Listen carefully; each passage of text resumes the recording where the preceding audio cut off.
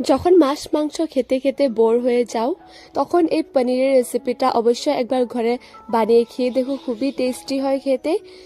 তো এটা বানানো খুবই সহজ আর খেতেও খুবই টেস্টি। তো চলো শুরু করা যাক। সবার প্রথমে দেখো এখানে আমি পনির নিয়ে নিয়েছি। এখানে আমি ঢেলে দিয়েছি হলুদ গুঁড়ো, লঙ্কা গুঁড়ো, জিরে গুঁড়ো আর একটু নুন, এটা আর একটু এখানে জল ঢেলে আমি এটা ভালো মতো মিক্স করে নেব।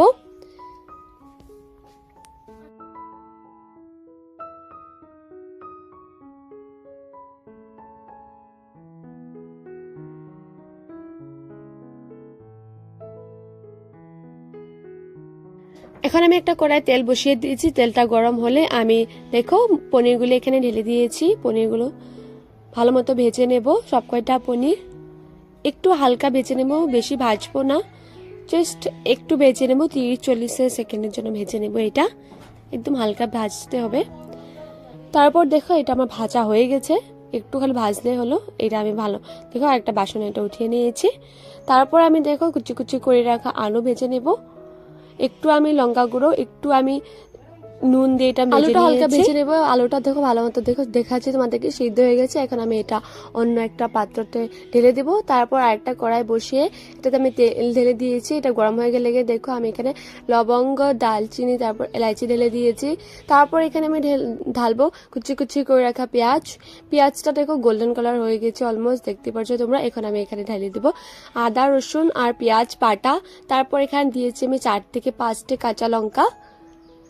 ভালো মতো মশলাটা কষাতে হবে, যত বেশি মশলাটা কষাবো তত টেস্টি হবে। এখন আমি দিয়েছি এখানে টমেটো বাটা, হলুদ গুঁড়ো, লঙ্কা গুঁড়ো, জিরে গুঁড়ো আর স্বাদ মতো নুন দিয়ে এটা ভালো মতো আমি মিশিয়ে নেব। যত বেশি মশলাটা কষানো হবে তত টেস্ট হবে। তো এখন আমি একটু ঢেকে দিয়েছি মশলাটা যাতে ভালো মতো হয়ে যায়। দেখো এটা জলটা অনেকটাই শুকিয়ে গেছে, আমি আর একটু কষিয়ে নেব ভালো মতো।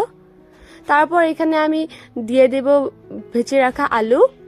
মশলাটা ভালো মতো কষে গেলে আমি এটাতে ভেজে রাখা আলুগুলি দিয়ে দেব। দেখো এটা একটু ভেজে নেব আলুর সাথে মশলাটা, তো খেতেও খুবই টেস্টি আসে টেস্টটা আলুর।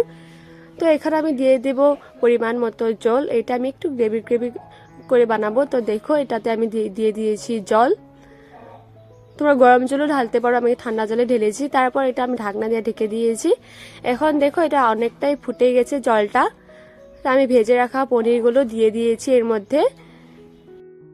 পনিরগুলি ঢেলে দিয়েছি। এখন আমি ভালো মতো মিক্স করে নেব। এটা একটু ভালো মতো ফুটিয়ে নিতে হবে, যত বেশি ফোটাবো তত টেস্টি হবে।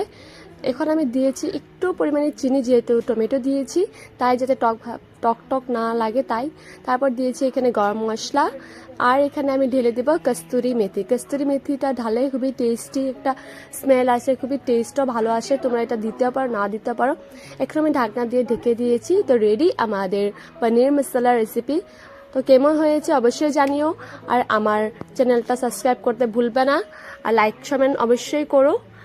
আর তোমরা কেমন করে ভিডিও দেখতে চাও আমার সাথে জানিও। Thank you for watching. দেখা হচ্ছে পরের ভিডিওতে।